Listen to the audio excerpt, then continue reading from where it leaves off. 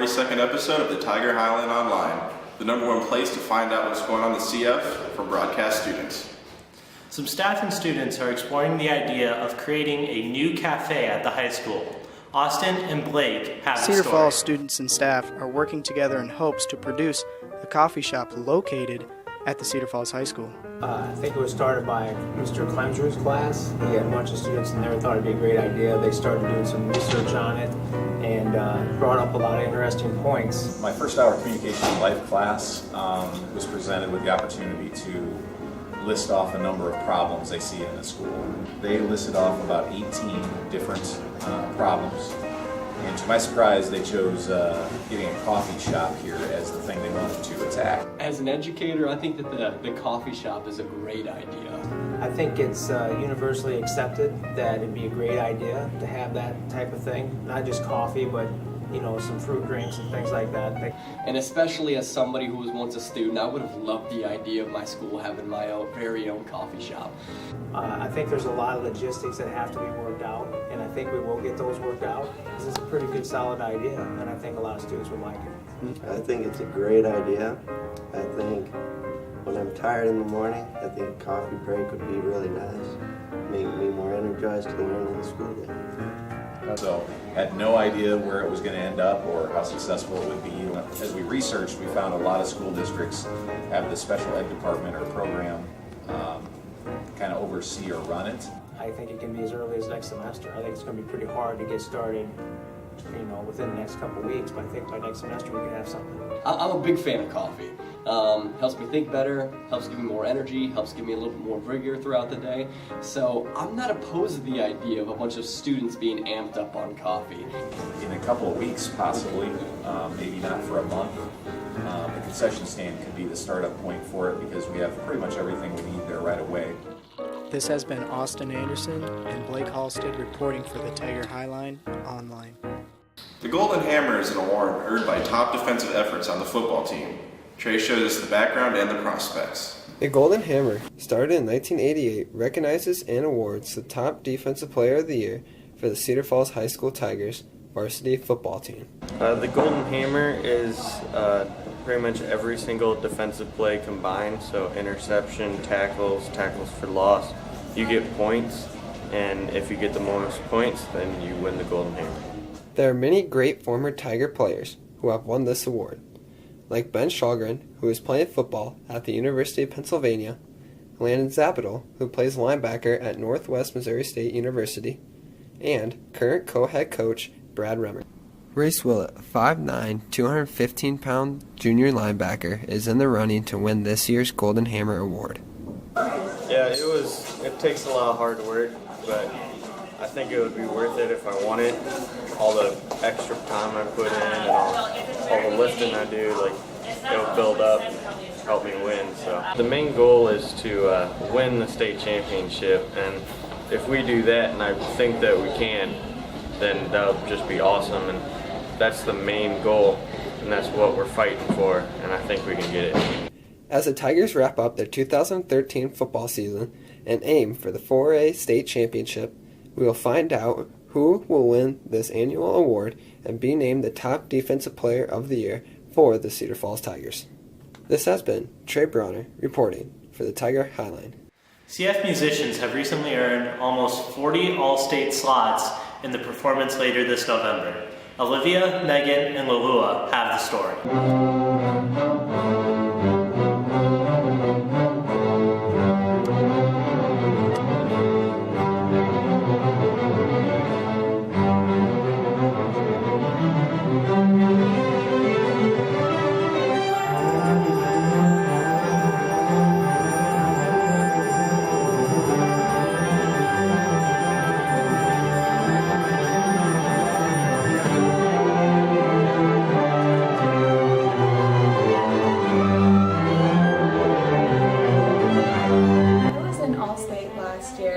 As a freshman, you get there and you have to start preparing for your singing audition, and it's like you go into this room and it's just filled with all these other people practicing. Like as a cellist, it was like, oh, I have to find a chair. So I mean, it was overwhelming, and but my singing audition went really well because I got first chair as a freshman, so I mean that was a really big deal. And so this year I have a lot of pressure on me. I feel like I have a target on my back.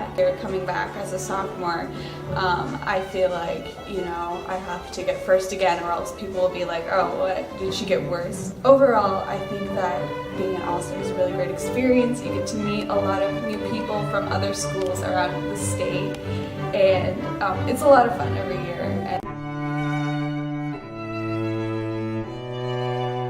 This is my first time at All-State. We're playing the Dvorak Symphony No. 9, which is called the New World Symphony. I'm playing the string bass. I'm really excited. It's a great opportunity to play really fun music. I made All-State on choir. That's my first time at All-State. I'm really excited to be with a big group of people, I guess. It was my first year on All-State for bassoon, but second year at All-State. First year wasn't bad. It's kind of the only opportunity I have in the entire year to perform with people that all know what they're doing well. Dvorak, fourth movement, the fourth movement of the world, and appreciate Espinal, Rimsky-Korsakov. We have 3 violins, 3 cellos, a bass, and 4 violas. The violas swept the district this year again. So a great group of students, and I look forward to them having a great experience again this year at All-State. I hope that they become more musically inspired by working on the music, by working with the guest conductor. That's one aspect, and of course just playing the great literature that they get to the opportunity to play. And then I think, you know, maybe meeting some new friends from around the state. Hi, I'm Miss Payne, and I was a 4-year All-Stater in high school. I played viola, so I auditioned on viola, obviously, for that. Made it 4 years. I guess my favorite part about All-State was going actually to the festival and all the traditions that surrounded it. You know, we had different nights that we had, different restaurants that we'd go to. I'd get to hang out with my friends, play difficult music that was challenging. I like to meet new people and to like work with these great conductors from around the United States, because they're coming from different colleges. This has been Olivia Martin, Megan, Dallin, and Lulu Arawas reporting for the Tiger Highline Online. The CF cheerleaders have recently returned from state championships where they captured second place. Here's the story by Kelsey, Jamie, and Amber of their preparations before this event. The 2013 CFHS competition cheerleading team is heading to state on November 2nd. Preparing for their competition, they have their traditional state week involving showcases, dress-up days, dinners, and activities. Okay, so for state week we do dress-up days, and today is obviously Tiger Day. And tomorrow we do Dress to Impress. Wednesday we wear bows in our state shirt and our sweats. And on Thursday we do Halloween, because Thursday is Halloween, so we all dress up in costumes together. Tuesday night we also have a state dinner. And the last week we've been giving a secret sister presents for State Week. And on Thursday we kind of reveal who we are and give a big present and just eat together and have fun. And then Friday we are pumpkin carving before our competition, and then we compete on Saturday. Hi, I'm really excited for our teams this year for state competition in Des Moines this Saturday. We have 4 groups competing, a timeout team, 2 stunt groups, and our varsity competition team in the 4A large division. We moved up a division this year, just wanting to include all of our cheerleaders, kind of an inexperienced team this year, so giving them all an opportunity to get experience for the upcoming years. We decided to put them all out on the mat versus having some alternates. So we're excited, going up a very strong team, Valley High School in Des Moines, who's won that division the past 6 years. So going to be a big challenge, but I think we're right in line with the other teams. We beat 2 of them this past weekend at the Spartan Challenge, so we've got 4 others that we need to place ahead of. This has been Amber Schaub, Kelsey Hansen, and Jamie Bobst reporting for the Cedar Falls Tiger Highline online. The fall play was filled with drama, and Dean edited some highlights in this slideshow from yearbook photographer Lucia McNeil.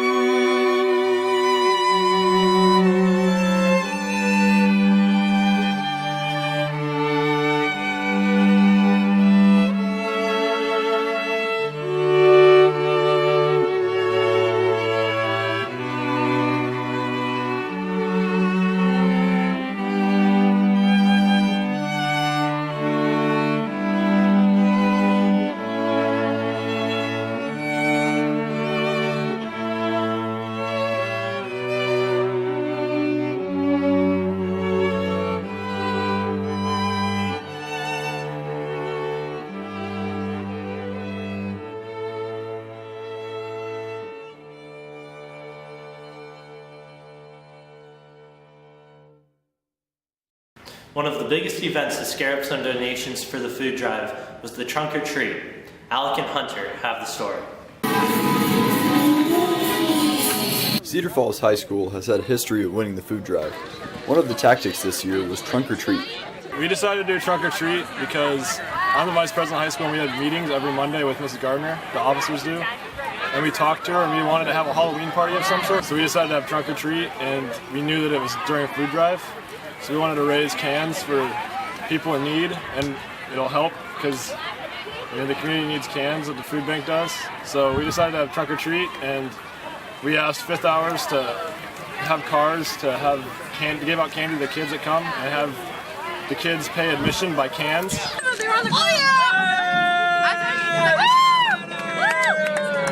With over 20 participating classes and a variety of themes, families who came voted on their favorite trunk. We are the Avengers, and I'm glad that it's going to a good cause.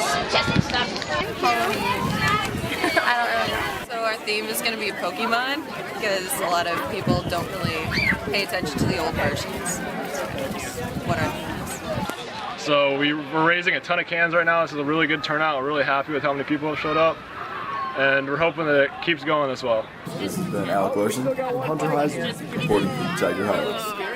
Halloween is high season for scary decorations. Here's a story we did on a CF resident's creation.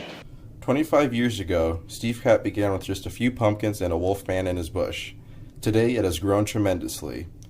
Cat explains how it takes about 3 weeks to put it all together.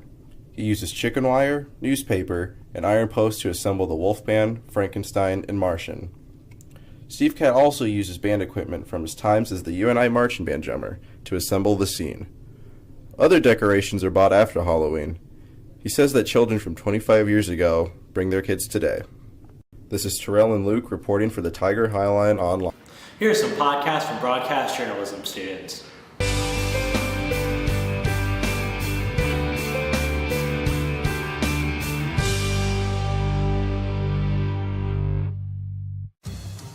I'm Amber. And I'm Maddie. And today, on this episode of Ambercast, we're going to show you how to throw a Halloween party! The first thing you have to do is make the invitations.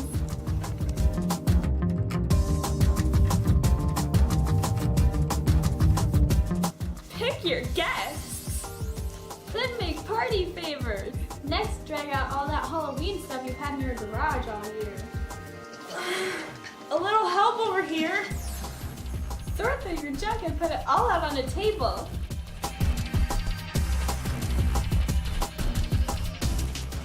Now it's time to decorate.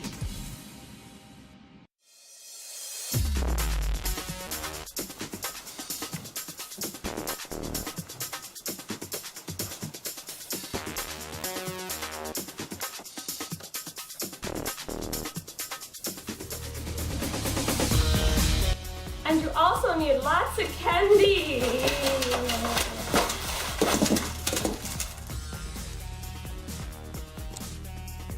Now, just sit back and wait for your guests to arrive.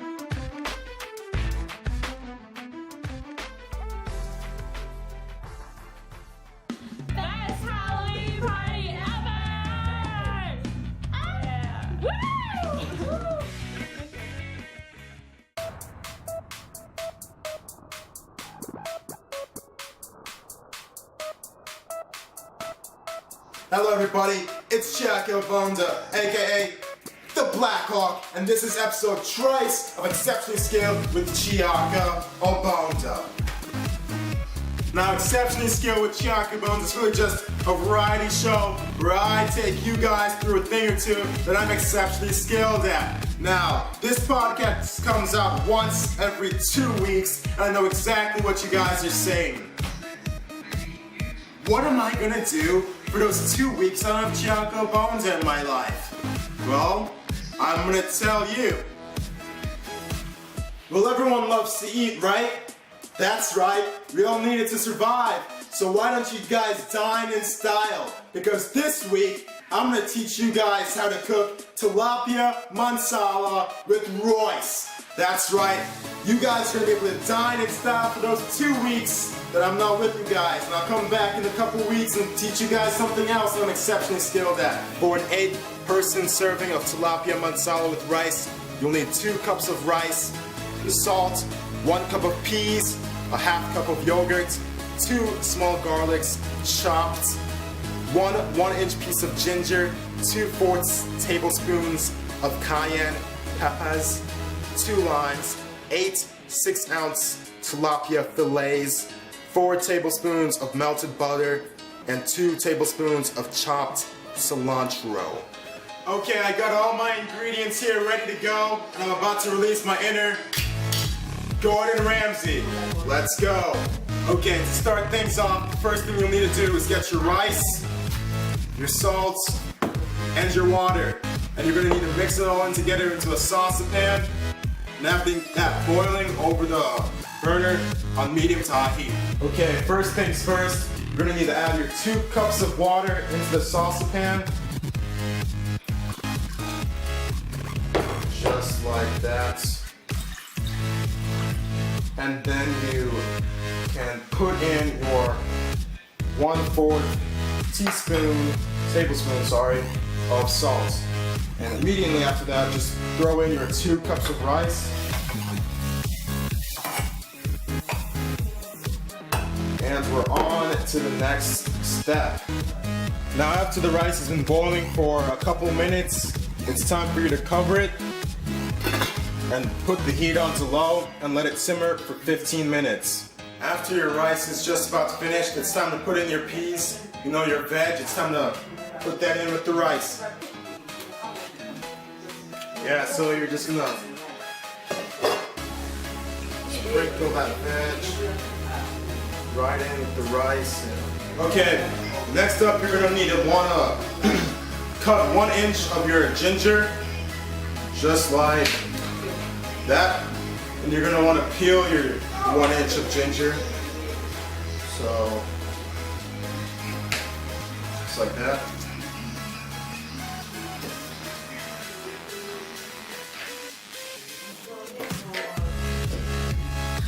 Okay, next up you're gonna wanna puree all this stuff in the blender. You're gonna wanna put in 1/2 tablespoon of your cayenne pepper. Just throw that right in there.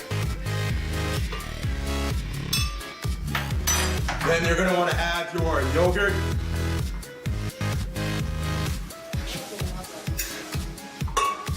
Just drop that right in.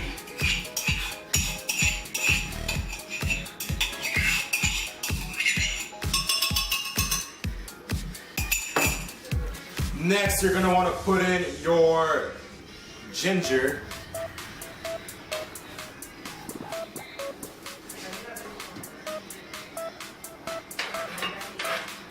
Yeah, you should cut that up by the time you put that in. And approximately about two tablespoons of lime juice. So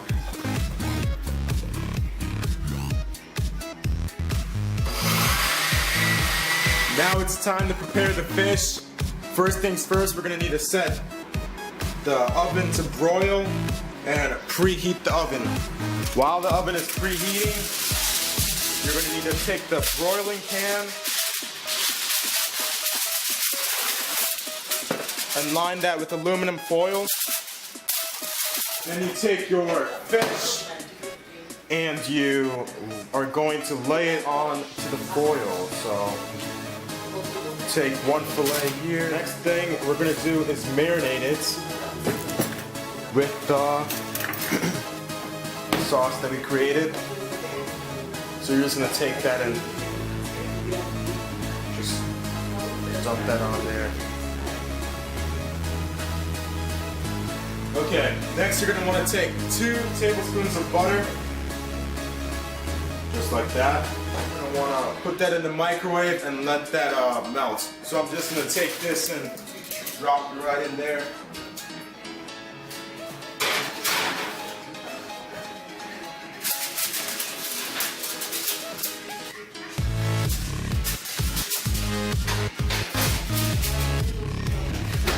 And you're gonna let that sit in there for 8 minutes.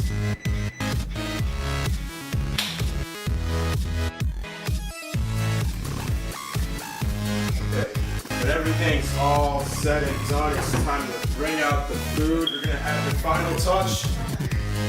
Just a couple sprinkles of salt to give the fish some zest.